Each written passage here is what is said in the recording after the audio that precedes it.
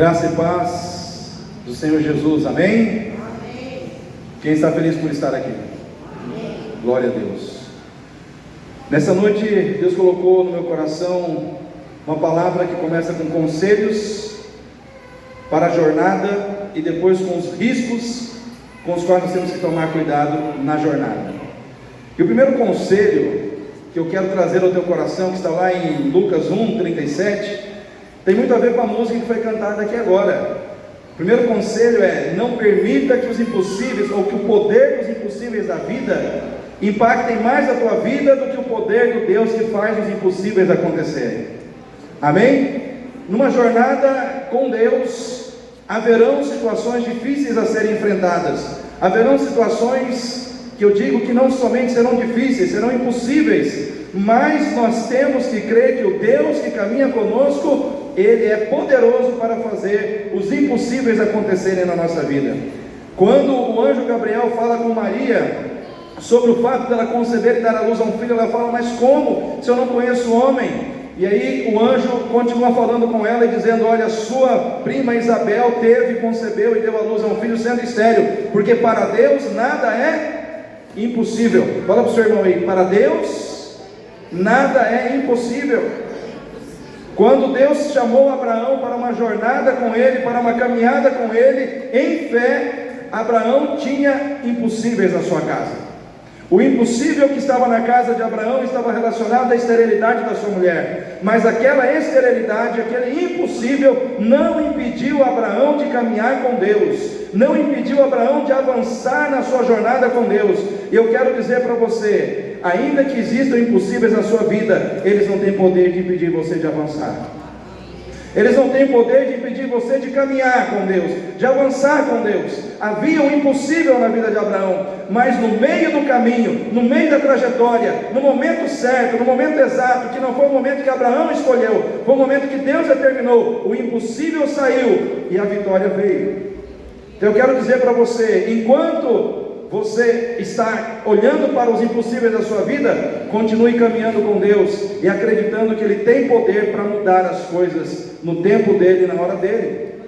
Irmãos, Ana era uma mulher temente a Deus e ela queria muito ter um filho, e aquela mulher orava, buscava o Senhor, angustiada. Diz o texto lá em 1 Samuel que ela estava angustiada no seu espírito, que ela não tinha forças para orar, de modo que só os seus lábios se moviam, mas ela estava ali, buscando ao Senhor, olhando para aquela situação, mas sem desistir de acreditar que o que era impossível poderia se tornar possível na sua vida. Havia uma situação de tragédia na vida dela, que era a sua esterilidade, porém o que prevaleceu não foi a tragédia, foi o milagre de Deus. E eu quero profetizar na tua vida, crente, nessa noite. Eu quero tomar a autoridade do nome de Jesus e profetizar na tua vida que o que vai prevalecer é o milagre. É um milagre na tua vida, é um milagre na tua casa, é um milagre sobre as circunstâncias difíceis da tua vida. Você veio a este lugar nessa noite para receber palavras de poder que possam mudar a sua vida, que possam mudar o rumo da sua vida. Então não se entregue, não jogue a toalha enquanto Deus ainda é Deus para fazer as coisas acontecerem.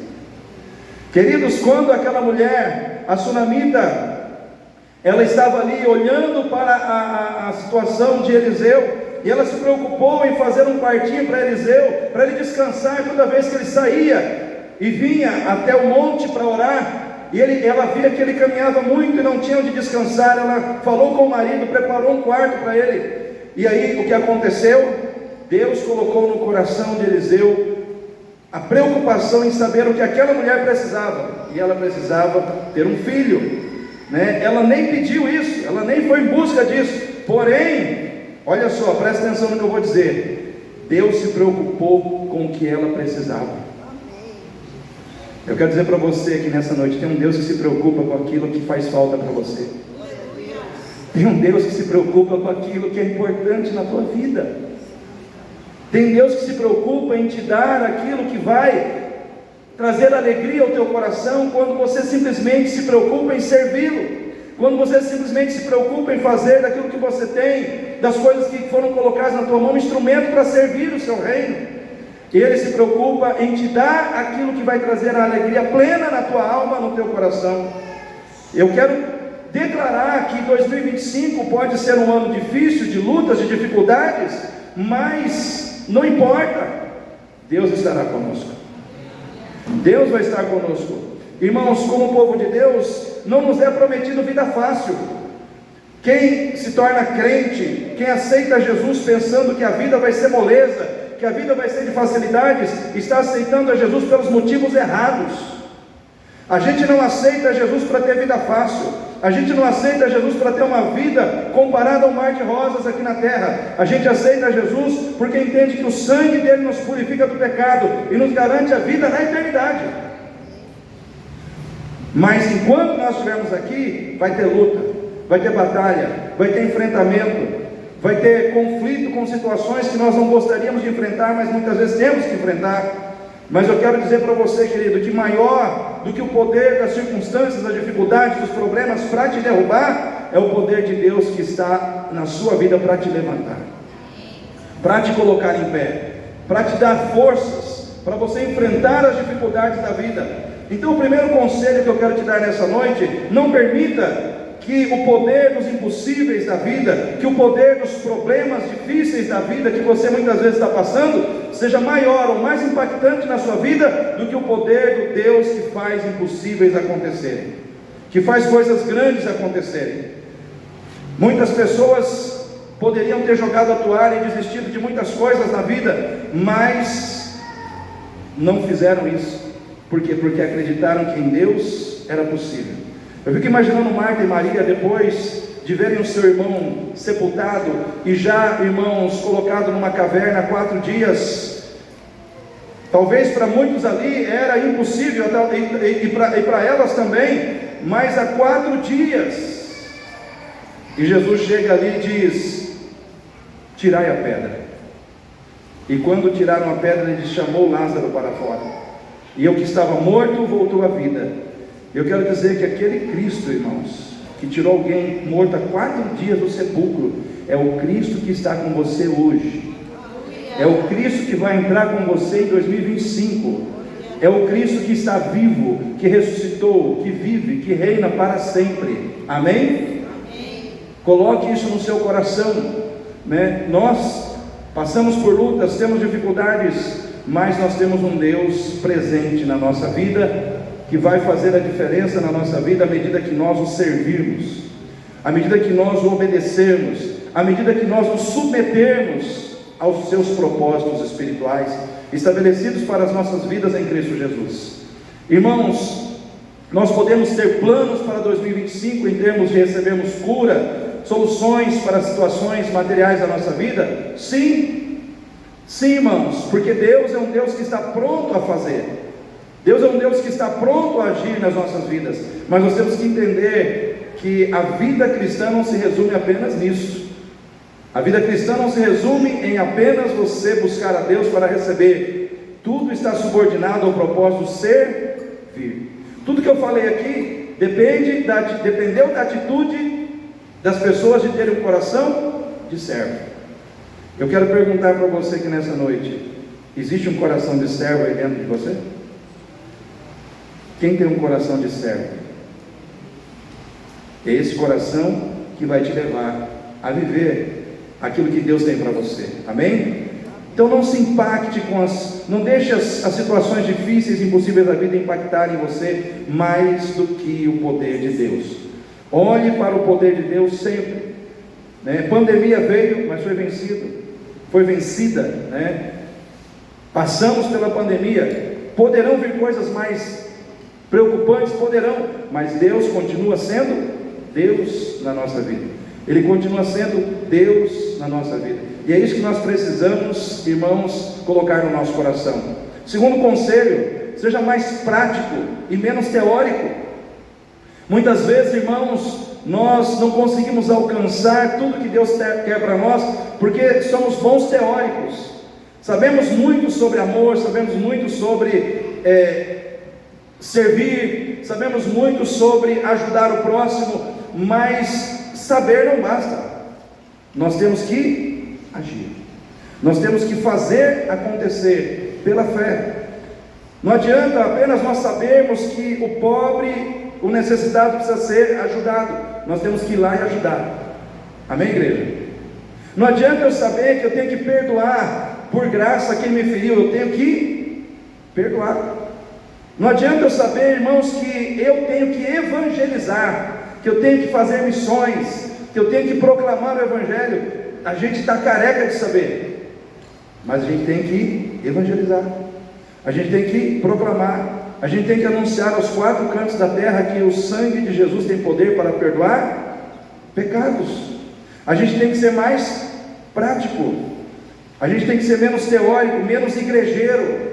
Sabe aquela questão de você, eu vim na igreja no domingo à noite, sentei numa cadeira, ouvia o sermão, fui para casa, fiz a minha obrigação. Não é isso, irmãos, que Deus quer da gente. Aqui é uma preparação para que a gente possa viver o que Deus quer que a gente faça lá fora. Tudo que você recebe aqui dentro precisa ser manifestado em termos de atitudes práticas lá fora. Na sua família, no convívio com seus familiares, no convívio com as pessoas com quem você trabalha, no convívio com as pessoas que estão à sua volta. Você precisa manifestar tudo aquilo que Deus coloca na sua vida aqui dentro. Porque se nós apenas recebemos e não repassamos, nós nos tornamos como se fosse uma lagoa de água parada. E água parada junta bicho. Água parada não é bom, né? Rio não. Rio, a água é corrente, ela está fluindo, aquela água, ela está fluindo, ela está alcançando, né, outros pontos, outros lugares. Então Deus não te fez para ser um lago de água parada, Deus te fez para ser um rio de vida, para levar vida, para levar cura, para levar salvação, para levar mudança de vida às pessoas que estão lá fora. A sua vida precisa ser como as águas de um rio, que liberam as águas cristalinas de Deus por onde passa. Amém, igreja? Precisamos ser mais práticos e menos teóricos, colocar em prática o que nós já sabemos. Talvez 2024 não foi um ano tão bom assim, porque você ainda ficou muito teórico em muitas coisas. Então nós precisamos praticar, nós precisamos agir a nossa fé, nós precisamos em obediência fazer acontecer o que Deus espera que aconteça através de nós. Amém, igreja? Nós precisamos, outro conselho prático que eu quero passar para você nessa noite, com base na palavra de Deus, considere a proporcionalidade que existe entre aquilo que você recebe e aquilo que Deus espera que você dê. Quem quer receber muito de Deus em 2025? Não, levanta a mão com força aí. Muito dinheiro, muita maturidade, muito, ok. Só que você tem um texto lá, em Lucas 12:47, que diz assim: a quem mais é dado, mais será o quê, irmão? Mais será cobrado, ou mais será exigido. Em outras palavras, o Senhor exige mais de quem Ele entrega mais. Então é muito fácil a gente querer muito. Às vezes a gente quer muito dinheiro, às vezes a gente quer muita sabedoria, muito isso, muito aquilo, mas você tem que entender que o muito que te é dado também te será pedido. Eu quero muito dinheiro, amém, mas prepare-se para ser cobrado na dimensão daquilo que você recebe, né? Então nós não gostamos de ser cobrados, mas está lá, será cobrado, será exigido. E às vezes a gente para pensar assim: Senhor, eu quero muito, ok, Deus está falando, ok, você está preparado então, para que à medida que eu te dê, eu possa esperar de você, em relação àquilo que você precisa dar, daquilo que você está recebendo? Então se você está num relacionamento conjugal, um tem mais maturidade, o outro tem menos maturidade, quem é mais maduro, Deus vai exigir mais tolerância, mais paciência, mais disposição de buscar o outro no momento dos conflitos.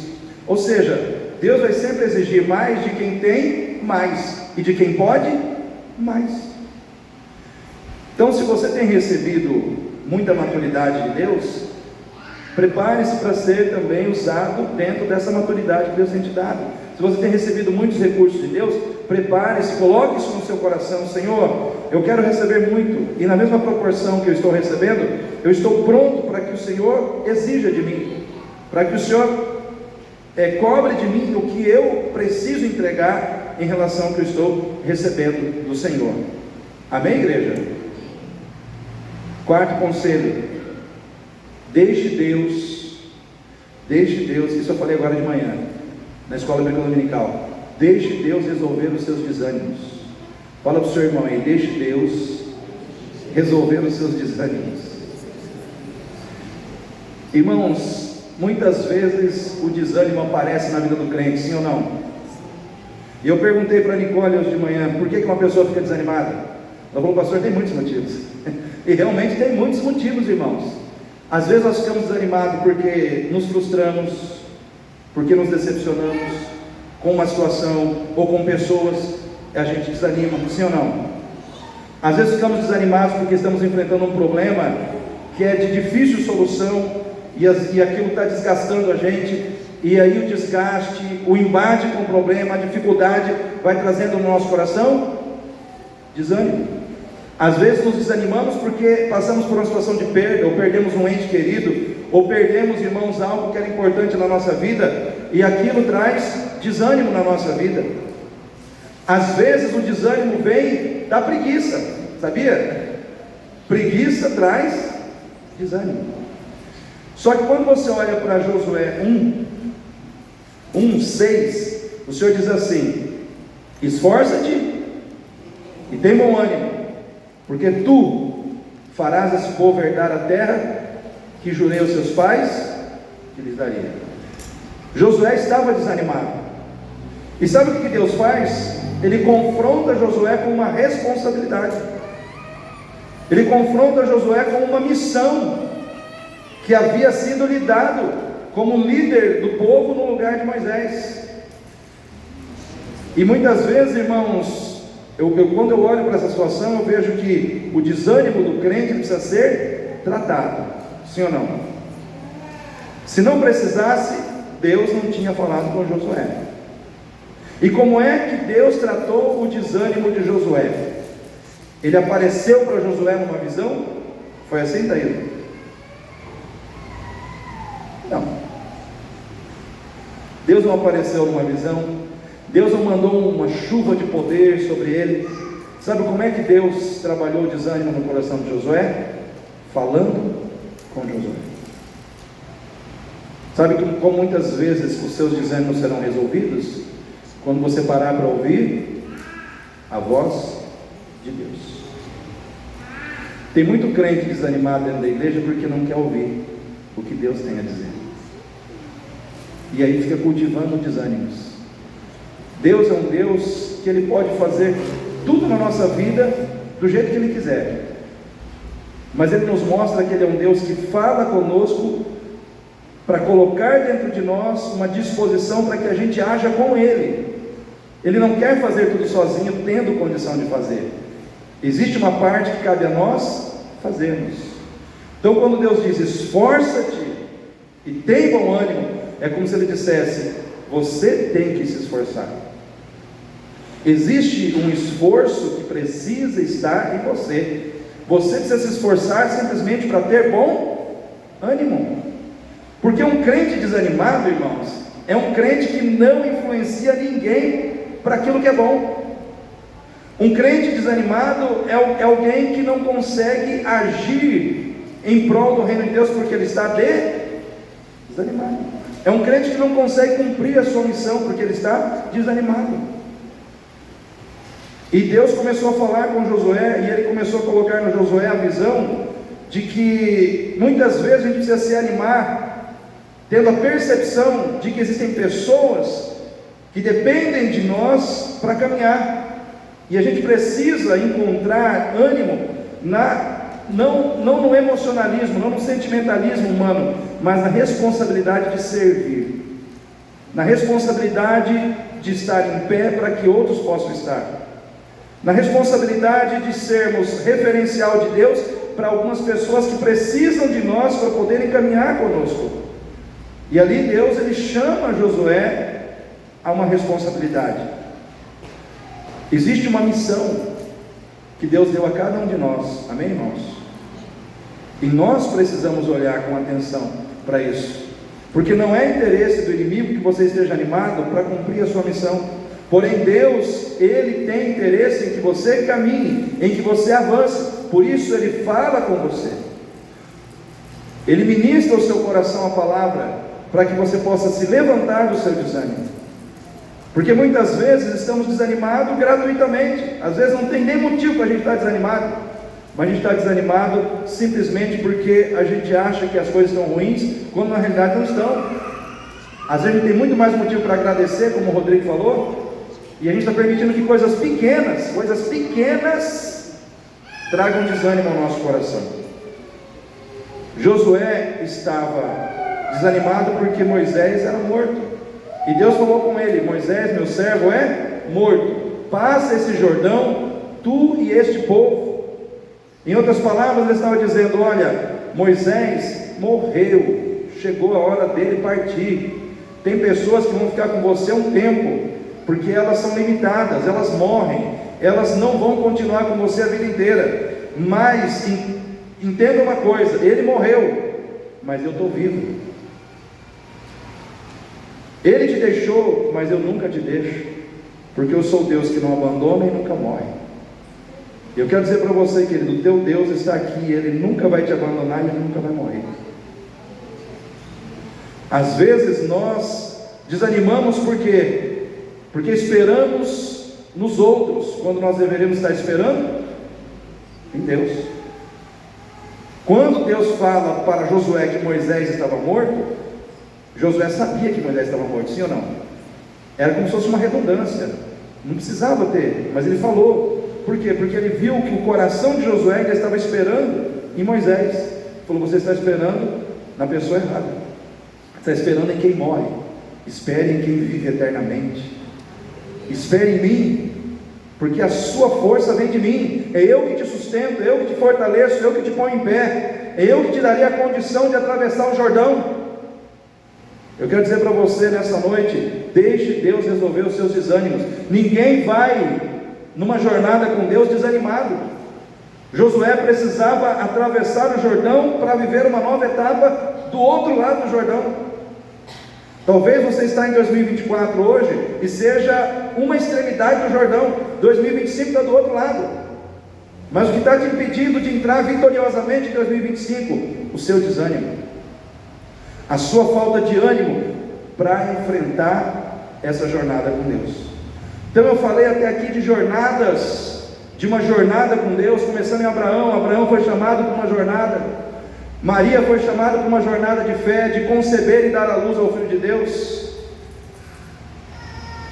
Josué foi chamado a uma jornada para com Deus, para atravessar o Jordão e entrar numa nova fase da sua vida, uma fase muito melhor do que aquela que ele estava vivendo. E eu quero crer, irmãos, que com Deus a gente sempre pode esperar algo melhor. Amém? A gente sempre pode esperar algo melhor em Deus. Eu pego um gancho do que o Rodrigo falou. Eu não ia trazer esse conselho, mas como o Rodrigo falou de gratidão, eu vou me aproveitar aqui da palavra que ele deixou. E eu me lembro, irmãos, do que o Rodrigo pregou na quarta-feira, quando ele pregou na quarta-feira retrasada.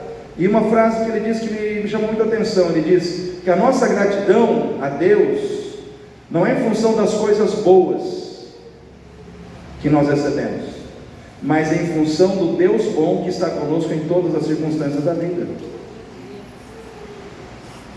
Ou você só agradece quando as coisas boas vêm e as ruins não vêm? Em tudo dai graças. A coisa está boa, agradeça. A coisa não está muito boa, agradeça. Não porque, você não tem que agradecer porque a coisa está boa ou está ruim. Você tem que agradecer porque o Deus bom está na tua vida. Então, se a coisa está ruim para o teu lado, o Deus bom está ali para te levantar. O Deus bom está ali para te colocar em pé. O Deus bom está ali para prover na tua vida. O Deus bom está ali para te dar força para atravessar esses momentos. Então agradeça a Deus, não pelo problema, mas porque Ele está com você no problema que você está passando. Porque a gente não é masoquista, né, irmão? Oh Deus, eu quero te agradecer porque eu bati o carro. Oh Senhor, eu quero te agradecer porque eu fui demitido. Não, a gente não é masoquista, vai agradecer por coisas ruins. Senhor, eu te agradeço nessa situação. Eu te agradeço porque eu sei que o Senhor está comigo. E se fechou uma porta, tem outra que o Senhor vai abrir. Se bateu o carro hoje, amém, eu não fui machucado, amanhã o Senhor vai me dar a condição de ter um carro melhor, ou de consertar esse carro, mas louvado e engrandecido seja o nome de Jesus. Porque quando você agradece, ao invés de reclamar, você está preparando um ambiente para Deus te abençoar. Agora, quando você reclama, que é o que o diabo quer, você está dando louvor ao diabo. A gratidão é louvor a Deus, a reclamação é louvor ao inimigo. E aquele a quem você mais louva é quem vai agir mais na sua vida. Vou repetir: aquele a quem você mais louva é o que vai agir na tua vida. Se você é mais grato, você está louvando quem? E se você mais reclama, você está louvando quem? O diabo. Então você está dando uma carta para o diabo agir. Porque reclamação, murmuração, tudo isso são situações que atraem problemas para quem já está no problema, né? Então não traga mais problema, resolva os seus problemas, seja grato a Deus, amém, igreja? Então esses 4 conselhos, 4 ou 5, já nem sei, guarda no seu coração, para começar bem esse ano. E agora eu quero falar sobre alguns riscos, né, na jornada. O texto é 1 Coríntios capítulo 10. 1 Coríntios capítulo 10. Mas pastor, o senhor vai começar a ler agora? Isso quer dizer que a gente vai sair daqui meia-noite? Não, irmão, calma aí, né? Nós temos 2 cultos. Nós temos esse, temos o de, eu estou vendo aí, não sei como é que está a votação aí, né? Parece que vai ser na quarta. O Rodrigo deve estar acompanhando isso aí, né? Inicialmente nós lançamos o propósito de fazermos um culto na terça, que seria um culto de virada. Mas aí pessoas me perguntaram: pastor, mas por que o senhor não faz uma enquete? Tem gente que não pode na terça, que vai na quarta e tal. Então, eu particularmente, pastor Gaudilei, eu gostei de fazer na terça, virada. Já estou acostumado a fazer assim, mesmo que a gente não vá até meia-noite, né? Estou só expondo, externalizando o sentimento do meu coração, tá, irmãos? Não se sinta forçado a fazer, porque o pastor quer, vou fazer assim. Não, você é livre, né? Também para mim não faz diferença se eu chegar aqui e orar um dia antes do ano começar, ou orar no primeiro dia do ano. Isso não vai impedir as bênçãos de chegar. O trabalhar de Deus não está limitado a essas questões. Se eu dissesse isso, eu estaria estabelecendo uma crendice, né?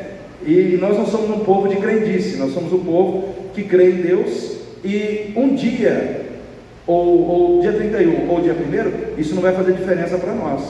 Então é claro, eu me disponho a abrir mão da minha vontade para fazer a vontade que a maioria achar melhor. Porque, é claro, é melhor eu ter aqui 50 pessoas do que 5 pessoas e mais pessoas para a gente cultuar a Deus. Então eu penso sempre assim, e eu estou aqui para servir, eu não estou aqui para fazer a minha vontade, eu estou aqui para fazer a vontade de Deus e servir a igreja do Senhor. Então eu estou aqui para fazer o que a igreja entende que seria melhor, né? Então se for na quarta, se der mais gente na quarta, ali na votação, então daqui a pouco a gente vai saber, vai ser quarta-feira o culto, né? A gente faz o culto primeiro dia do ano, não tem problema nenhum, né? Mas eu deixei externalizado a minha opinião, né?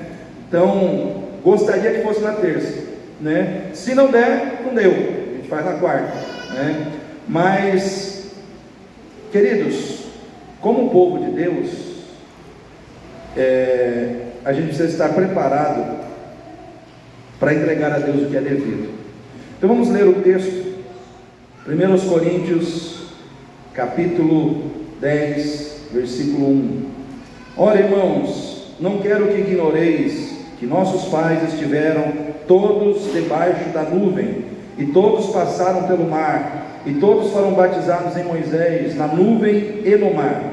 E todos comeram de uma mesma comida espiritual, e beberam todos de uma mesma bebida espiritual, porque bebiam da pedra espiritual que os seguia, e a pedra era Cristo. Olha só, tem Cristo no Velho Testamento? Pois é o que está sendo dito aqui. Mas Deus não se agradou da maior parte deles, por isso foram prostrados no deserto. E estas coisas nos foram feitas em figura, para que não cobicemos as coisas más, como eles cobiçaram. Não vos façais, pois, idólatras, como alguns deles, conforme está escrito: o povo assentou-se a comer, a beber, e levantou-se para folgar. Alguém tem outra versão? Olha aí, essa linguagem eu gostei. O povo parou para comer, beber e se entregar à farra. O povo parou para comer, beber e folgar, né? Ok, gostei dessa versão, né? E não forniquemos, como alguns deles fornicaram, e caíram num dia 23.000. E não tentemos a Cristo, como alguns deles também tentaram, e pereceram pelas serpentes. E não murmureis, olha só, não murmureis, como também alguns deles murmuraram. Murmurar significa reclamar, e pereceram pelo destruidor. Ora, todas essas coisas lhe sobrevieram como figuras, e estão escritas para aviso nosso, para quem já são chegados os fins dos séculos, dos tempos. Nós, resumindo, aquele pois que cuida estar em pé, cuide-se para que não caia. Não veio sobre vós tentação senão humana, mas fiel é Deus, que não vos deixará tentar acima do que podeis. Antes, com a tentação, também dará o escape, para que possais suportar. Irmãos, esse texto aqui, o apóstolo Paulo ele faz um paralelo entre a igreja, a jornada da igreja rumo ao céu, a jornada da igreja rumo ao cumprimento da promessa de vida eterna, e a jornada do povo de Israel, que saiu do Egito em direção à terra prometida. E ele fala: olha, observe tudo o que aconteceu com eles, porque são figuras que representam a nossa vida espiritual e nosso relacionamento com Deus, nessa jornada que nós temos com Deus. Assim como aquele povo teve que passar por uma jornada e atravessar o deserto para chegar na terra prometida, assim nós também temos uma jornada de fé, que nós temos que passar por ela para chegar no destino final. Ou seja, irmãos, existe um destino final para nós, e nós precisamos nos preocupar em chegar lá. Eu vejo assim que nós, como povo de Deus, nós conhecemos a palavra de Deus, amém, igreja? Conhecemos as promessas de Deus, conhecemos os desafios, as lutas, os enganos com os quais nós temos que lidar nessa caminhada cristã. Quem aqui já ouviu sobre a porta larga e a porta estreita? Vocês conhecem, né? Isso está lá em Mateus 7, 13 e 14. Diz assim: entrai pela porta estreita, porque larga é a porta e espaçoso o caminho que leva à perdição. Mas como é estreita é a porta e apertado o caminho que leva à vida, são poucos que a encontram. Isso está escrito lá em Mateus 7, 13 e 14, né? Eu não li porque eu já decorei. Então, irmãos, olha só, a gente sabe que a porta larga é a porta da perdição, é a porta que uma grande multidão caminha por ela. Por quê? Porque é uma porta onde não tem exigência, é a porta do tudo pode, é a porta onde não existe renúncia por amor a Deus, é a porta onde você não precisa obedecer a palavra de Deus, é a porta onde você pode fazer o que você quiser, o que te der na cabeça você pode fazer, é a porta que te dá liberdade para você fazer tudo que estiver no teu coração. Porém, o final dessa porta termina num abismo. O final dessa porta te leva a um abismo. Já a porta estreita, ela já exige renúncia pessoal, obediência à palavra, exige de nós compromisso com Deus, compromisso com a vontade de Deus, envolve a gente deixar mão dos prazeres da nossa carne, para vivermos, irmãos, uma vida no Espírito. E eu fico pensando que muitas vezes dentro da igreja existem crentes que estão andando na porta larga, achando que vão chegar no destino que foi preparado para a porta estreita. E isso é um grande engano, irmãos. Não tem como alguém que está vivendo na porta larga chegar no destino que foi preparado para quem está andando na porta estreita. Porque tem uns malucos aí, hoje, que estão dizendo assim: não, está tudo debaixo da graça, no final é como se Deus fosse fazer uma vista grossa, jogar os nossos pecados debaixo do tapete e mandar todo mundo entrar. Não é assim não, irmãos. Uma coisa é nós recebermos a salvação pela graça. Deus te deu a salvação pela graça, amém? Ele pagou o preço, entregou para você como um presente. A outra coisa é você viver o projeto de vida que foi estabelecido debaixo da graça. Porque salvação não é apenas um passaporte para o céu. Salvação é um projeto de vida em Cristo. Vou repetir: salvação é um projeto de vida nova, ou de nova vida em Cristo Jesus. Eu fui salvo, mas não quero viver esse modelo de vida, esse projeto de vida. Então você não foi salvo. Porque, irmãos, não tem como eu querer entrar no céu vivendo para as coisas da terra, vivendo para os prazeres da carne. Porque o projeto de vida que está em Cristo, ele não começa no céu, ele começa aqui e termina no céu. Então, por isso Jesus, quando ele fala lá no Evangelho de Lucas com seus discípulos sobre discipulado, ele diz o seguinte: um homem, quando ele pretende construir uma torre, ele tem que parar primeiro para avaliar se ele tem recursos para concluir aquela construção, para que depois ele não comece algo e não consiga terminar e depois se torne comentários ou de zombaria daqueles que viram ele começar algo que ele não conseguiu concluir. E aí ele compara isso à vida cristã. Ou seja, Deus te deu o poder para viver a vida cristã. Deus te deu a liberdade para viver a vida cristã. Deus te deu o Espírito Santo para viver a vida cristã. Agora, se você pega a sua liberdade, esse empoderamento que foi dado por Deus, o Espírito Santo está em você e começa a viver de outra forma, é como se você estivesse zombando da obra de Deus. Porque a graça, ela não é um pretexto para pecar. A graça é um empoderamento para você viver uma vida de excelência. Amém, igreja? A graça é um empoderamento espiritual para você viver uma vida de excelência que glorifique a Deus na terra, que exalte o nome de Jesus, que exalte o Senhor na terra, que revele ao mundo que aquele que está em Cristo, nova criatura é. Porque bebia, não bebe mais, fumava, não fuma mais, adulterava, não adultera mais, mentia, não mente mais. Ou seja, está vivendo em novidade de vida. Aí eu aceitei a Cristo, mas continuo adulterando, continuo mentindo, continuo isso, continuo aquilo. Das duas uma: ou Cristo não tem poder para mudar ninguém, ou Cristo não entrou na tua vida. Então o que acontece? As pessoas que estão lá fora, elas precisam ver o poder de Cristo transformador, regenerador, olhando para nós e vendo uma vida regenerada e transformada. Então o primeiro risco que eu quero colocar aqui para você é o risco de você viver na porta larga, achando que vai colher o resultado da porta estreita. E não, o resultado da porta estreita é para quem anda na porta. Estreita, irmão. O resultado, o destino final da porta estreita é para quem caminha, paga o preço de andar no caminho estreito. Tem muito crente que não quer o caminho estreito.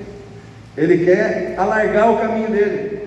A cruz está muito pesada, vamos colocar rodinha, vamos colocar uma de isopor, vamos fazer, enfim, as pessoas querem fazer reformas na vida que mudem. Não tem como, irmãos. A cruz, ela vai ter o mesmo peso do início até o fim da sua caminhada. Não tem como colocar rodinha na sua cruz, não tem como mudar as coisas. Nós temos que entender que a cruz precisa ser carregada. No meu evangelho e no seu tem que ter cruz, amém? Ainda existe uma cruz. Jesus diz: aquele que quiser vir após mim, negue-se a si mesmo, tome a cada dia, todo dia, a sua cruz e siga-me. Ou seja, tem uma cruz, nós precisamos carregar, não podemos terceirizar. Ô irmão, carrega para mim. Não tem como, irmãos, eu tenho que carregar. A cruz é minha, né? A cruz da obediência, a cruz da renúncia, né? Por amor a Cristo. Isso cabe a nós.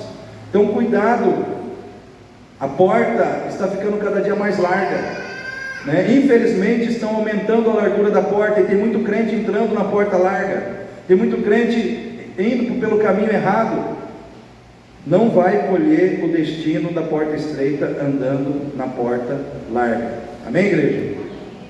Segundo conselho: se você quer viver uma jornada vitoriosa com Deus, quer sair de 2024 para 2025 com aquela perspectiva de que você vai vencer com Deus, cuidado com o risco de começar bem e terminar mal. Cuidado com o risco de começar bem e terminar mal. Irmãos, começar muitas vezes é fácil. O problema não é começar, o problema é terminar. Começar sempre é mais simples. A gente começa uma dieta, a gente começa muitas coisas. A gente começa um relacionamento, começa um casamento. O difícil não é começar, o difícil é ir até o fim. E infelizmente, o povo que saiu do Egito, eles começaram bem, mas a maioria não terminou bem. Não terminou bem. Eles até começaram bem, começaram ali 2 milhões de pessoas caminhando, né, em direção à terra prometida, e foram caminhando com Deus, enfrentaram lutas e tal, e tal, e tal. Mais de 2 milhões de pessoas que saíram do Egito, quantos chegaram no final? Dos que saíram do Egito, 2, Josué e Caleb. E o restante, pastor, nasceu no deserto. Os que chegaram com Josué e Caleb na terra prometida, ninguém saiu do Egito, nasceram no deserto, naqueles 40 anos de deserto.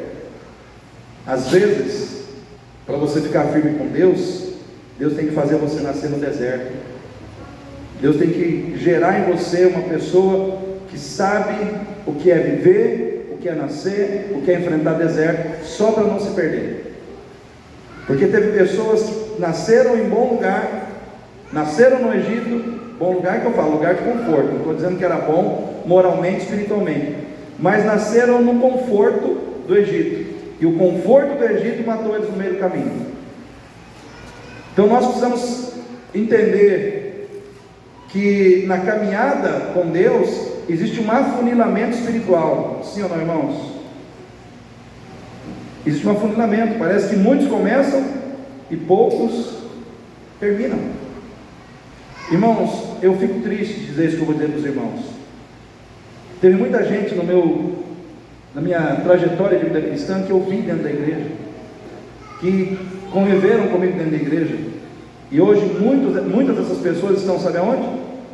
Fora da igreja. É triste quando você vê pais e mães chorando por um filho, por uma filha que esteve dentro da igreja e hoje não consegue voltar. Por quê, irmãos?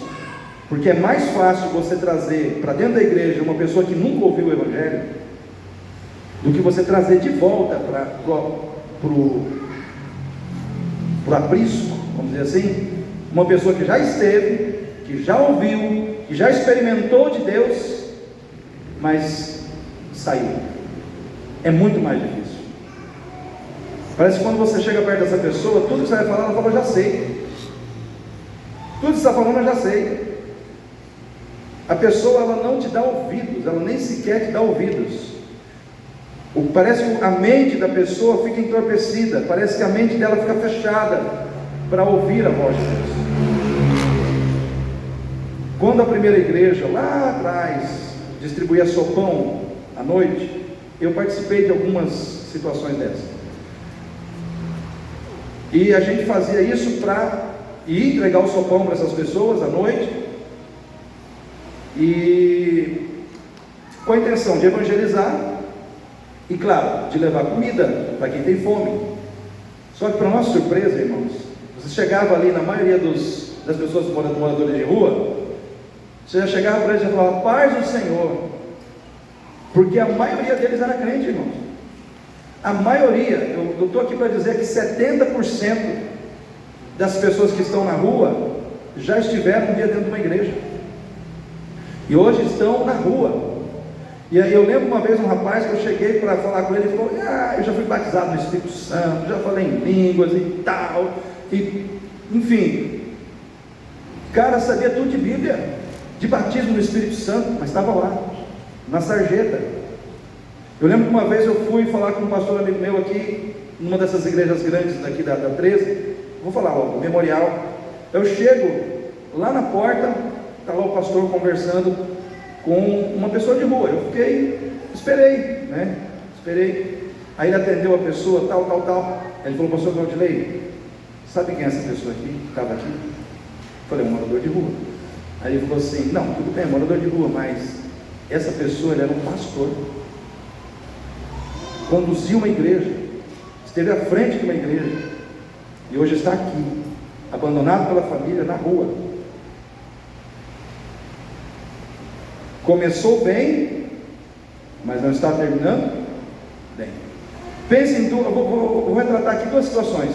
Pensa numa pessoa que nasceu no Espírito dentro da igreja, aceitou a Jesus, está lá cantando, louvando, mas aí de repente passa um tempo, aquela pessoa sai da igreja, vai para a prostituição, para as drogas, enfim.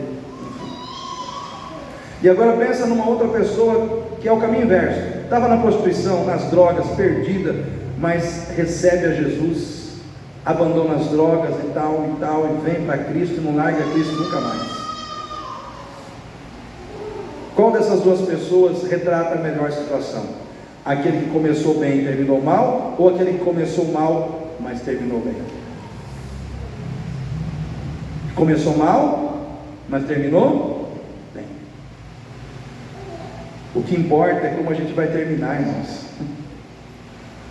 O que importa é como a gente vai chegar no fim. Você sabia que o seu maior desafio é chegar no fim?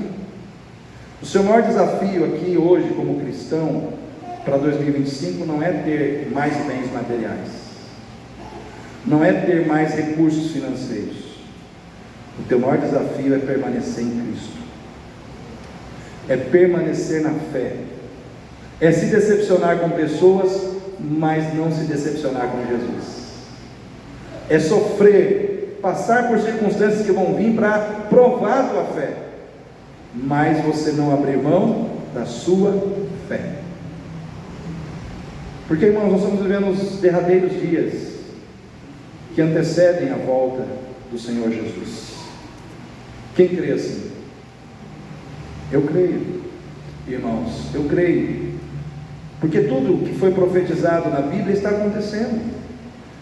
Quem tem olhos, como disse o Espírito, quem tem olhos para ver, vai ver. Quem tem ouvidos para ouvir, ouça o que o Espírito diz à igreja, porque nem todo mundo tem olhos espirituais para ver as coisas que estão acontecendo pelo ângulo da espiritualidade, nem todos têm ouvidos para ouvir o que o Espírito Santo está revelando, mas aqueles que estão antenados, estão vendo, estão ouvindo o que Deus está dizendo, estão apercebidos do que está acontecendo.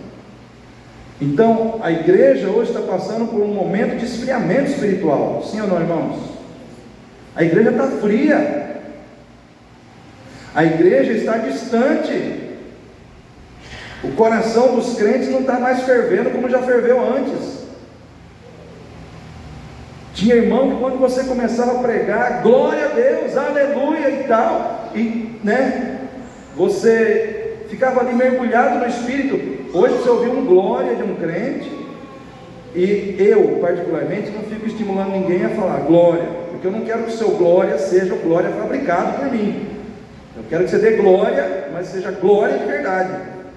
Amém, igreja? Amém. Porque nós temos pregadores que dá glória a Deus. A pessoa está dando glória a Deus, mas muitas vezes o coração dela não está naquele glória, né? É só uma encenação. E Deus não quer mais. Deus não quer mais encenação. Deus quer de verdade. Se o seu glória tem que sair, ele tem que sair de verdade. Amém? Ele tem que ser um glória a Deus de verdade. Tem que ser algo que sai lá de dentro, né, do seu coração. Então a igreja está fria, a igreja está distante. Parece que muitas vezes as pessoas estão vindo à igreja por cumprir um compromisso religioso, e não é isso que Deus quer. Irmãos, a nossa experiência de cultuar a Deus, a gente tem que crer que é uma experiência de poder para sermos transformados todas as vezes que a gente está na presença de Deus. Você estar aqui hoje é uma oportunidade para Deus mover sobrenaturalmente na tua vida. Você tem que ter essa expectativa de fé no teu coração. Tem que ser uma experiência onde Deus pode mudar coisas em você. Então nós precisamos trazer isso para dentro de nós. Você não pode se conformar em começar bem e terminar mal, porque se desanimou, porque se frustrou, porque saiu da presença de Deus e deixou isso acontecer. Não, irmão. Nós temos que começar bem e terminar bem. Quantos aqui lembram de Judas Iscariotes? Irmãos, aquele homem começou muito bem. Ele viu Jesus fazer milagres, ele viu Jesus andar sobre as águas, ele viu Jesus multiplicar pães e peixes, ele viu, irmãos, Jesus fazer coisas grandes, curar aleijado, curar cego, curar leproso. Ele viu tudo isso, irmãos. Ele ouviu as próprias palavras do Mestre. Mas, como é que foi o final da sua vida? Ele traiu a Jesus e tirou a sua própria vida. Traiu a Jesus e tirou, se enforcou, tirou a sua própria vida. Então nós temos que entender que existe um risco de nós nos afastarmos de Deus, mesmo lidando com as coisas de Deus, mesmo lidando com a palavra de Deus, mesmo lidando com o ambiente da fé, existe um risco. Saul, por exemplo, Saul, ele começou humilde, primeiro rei de Israel, começou humilde, ouvindo a voz de Deus, fazendo o que Deus queria, mas de repente ele começou a se acostumar com as coisas espirituais do reino de Deus, e aí ele começou a servir a Deus 50%, 70%, 80%, e achava que estava bom. Deus falou: não, ou você me serve 100%, ou você não me serve. Comigo é tudo, ou é nada, ou é 100% ou não é. E Saul não conseguiu viver uma obediência plena e total a Deus. Ele queria viver uma obediência em que ele agradava a Deus, mas ele agradava a si mesmo. E isso foi levando ele para um caminho de destruição, de afastamento. Você que está dentro da igreja, você é tentado a isso também. Você é tentado muitas vezes a querer servir a Deus e querer servir você também. E se você não cuidar do seu coração, você pode começar bem e terminar mal. E eu fui trazido aqui nessa noite para alertar você disso. Amém, igreja? Eu fui trazido aqui nessa noite para abrir os teus olhos, para trazer luz ao seu entendimento.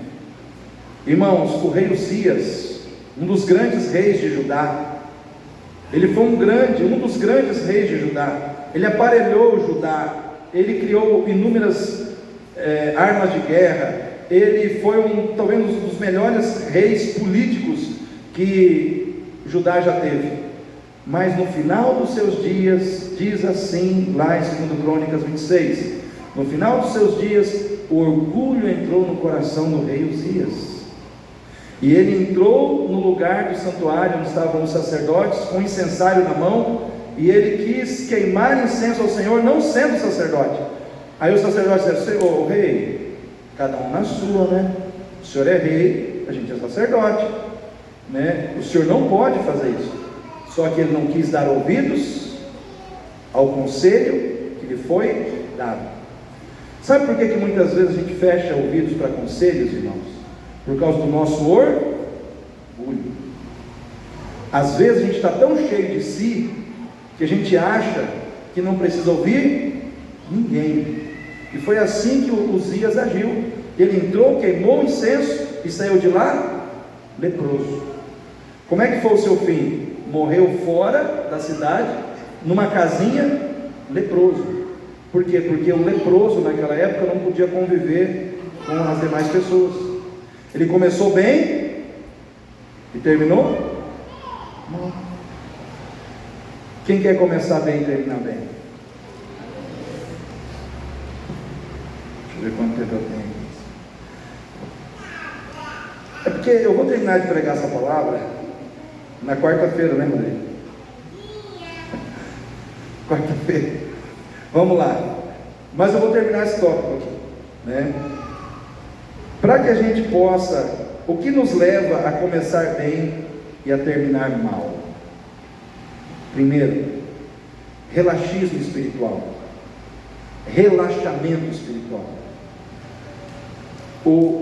Irmãos, vou fazer uma pergunta para os irmãos: quem relaxa espiritualmente na sua vida, os irmãos acham que vai terminar bem? O relaxamento espiritual é aquela situação de você começar a fazer as coisas por fazer, é aquela situação de você, muitas vezes, perder o ritmo, afrouxar as rédeas, fazer concessões à sua carne. Então, quando nós começamos a perder o ritmo na nossa vida de oração, na nossa vida de leitura da palavra, na nossa vida de culto congregacional, porque às vezes eu já ouvi de crentes ativistas dizendo assim: não, mas a gente tem que sair, tem que pregar. Tudo bem, a gente tem que sair, tem que pregar. Ok, beleza, mas a gente tem que buscar se encher de Deus primeiro. Eu não abro mão disso, irmãos, porque a obra de Deus não se faz na força do braço, se faz debaixo da unção, do poder do Espírito Santo. E para você ter unção, você tem que buscar, você tem que se encher de Deus, você tem que pagar um preço, você não pode deixar o ritmo diminuir. Então você começa a afrouxar as rédeas espirituais da sua vida, e aí você, aquele tempo que você tinha para orar, você já não tem mais, aquele tempo que você tinha para ler a palavra, você já não tem mais. Por quê? Porque você está dando esse tempo aos prazeres da sua carne, e aí você está vivendo para a carne, você está vivendo para as coisas da carne, e aí de repente você já não consegue mais orar, você já não consegue mais ter vontade de estar na igreja, você não consegue mais ter vontade de ler a Bíblia.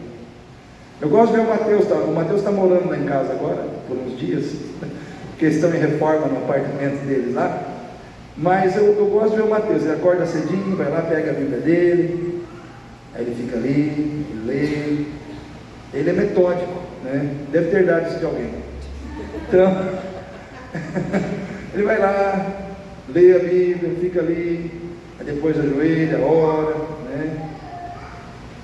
Que seja sempre assim, né? Que seja sempre assim.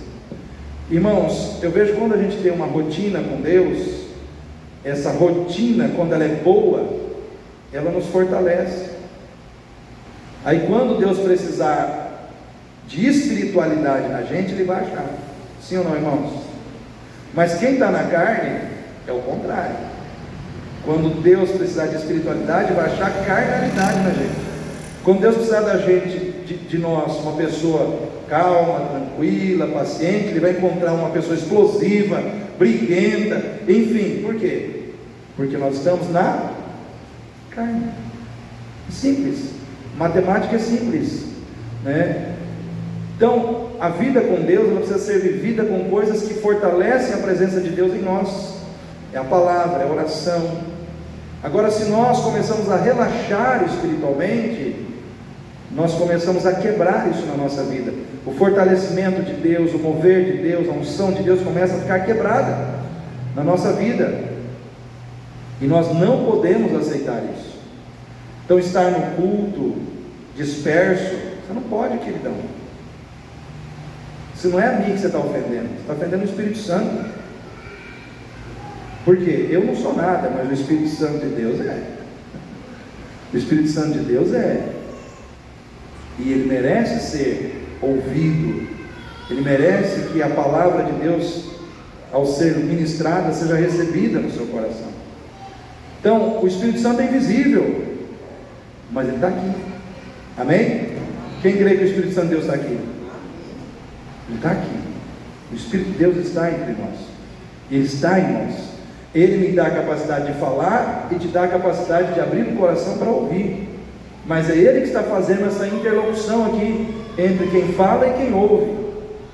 Nós precisamos deixar o Espírito Santo de Deus falar no nosso coração. Então, quem é que começa bem e termina mal? Quem relaxa. Relaxa espiritualmente. E hoje, desculpe a expressão, mas tem muito crente relaxado na sua vida espiritual. Relaxou. Porque relaxou, está quase terminando mal, está caminhando para uma situação de terminar mal, mas pode mudar o curso das coisas. Amém, igreja? Que pode nos levar a começar bem e terminar mal? Contínuas negligências, sem arrependimento sincero e verdadeiro. Sabe aquela pessoa que erra? Perdão, aí daqui a pouco ela está errando de novo, mesma coisa, mesmo erro, 10 vezes, 15 vezes, aí já não tem mais arrependimento. É apenas um discurso vazio, porque para ter perdão tem que ter arrependimento de verdade. Amém, igreja? O processo do perdão ele funciona assim: arrependimento sincero, liberação de perdão.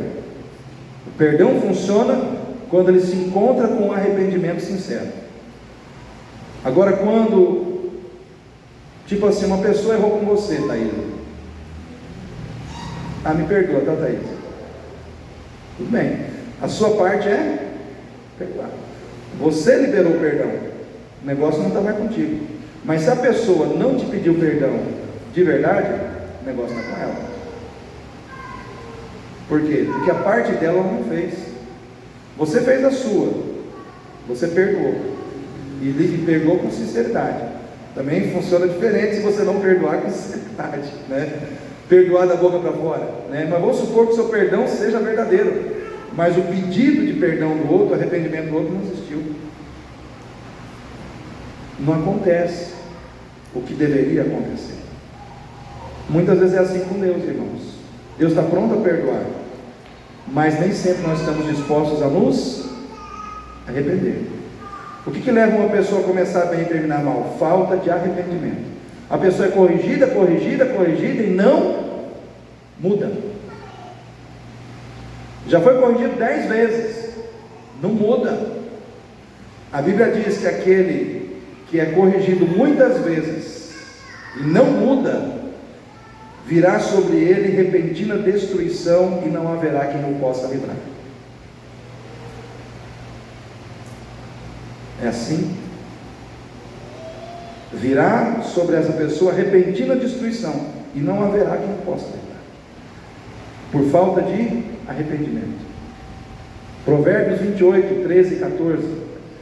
Aquele que encobre a sua transgressão nunca prosperará. Nunca prosperará. Mas aquele que confessa o pecado e deixa, alcançará misericórdia. Quem quer prosperar? Quem quer misericórdia? Então, querido, seja sincero. Se errou. Não é feio reconhecer erro, né? O problema é que tem muita gente que se acha grande demais para se arrepender. Diante de Deus nós somos nada. Diante de Deus nós somos pó.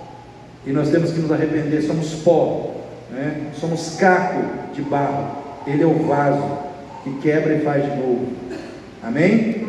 Ele é o oleiro que quebra o vaso e faz o vaso como Ele quer, mas nós precisamos ser humildes para nos deixarmos quebrar por Deus.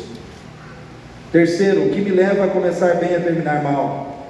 Me preocupar mais com a opinião das pessoas do que com a vontade de Deus. Minha pergunta para você é: 2024, 2025, você ficou mais preocupado com a opinião das pessoas ou com a vontade de Deus? Tem muita gente que parece que a opinião das pessoas é tudo. A pessoa, ela anda pela opinião dos outros, mas ela não anda segundo o que Deus determina. E aí, quando chegar o dia que você vai partir desse mundo, vê se essas pessoas com quem você se preocupou tanto com a opinião vai poder fazer alguma coisa por você. Elas não vão poder te salvar. Mas se você me preocupei tanto com a opinião dessas pessoas, pois é, você errou, né?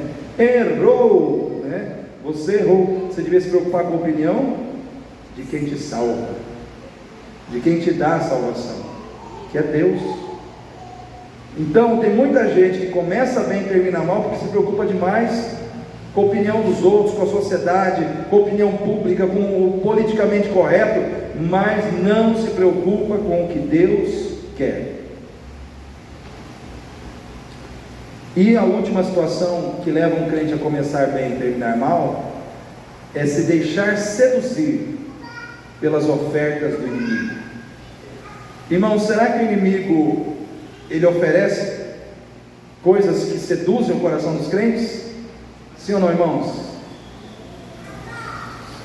Mas é a especialidade dele, né? Oferecer coisas que seduzem a gente, que seduzem o nosso coração, que faz os nossos olhos brilharem para o erro. E aí é aquela história, o diabo está no lugar dele, irmãos.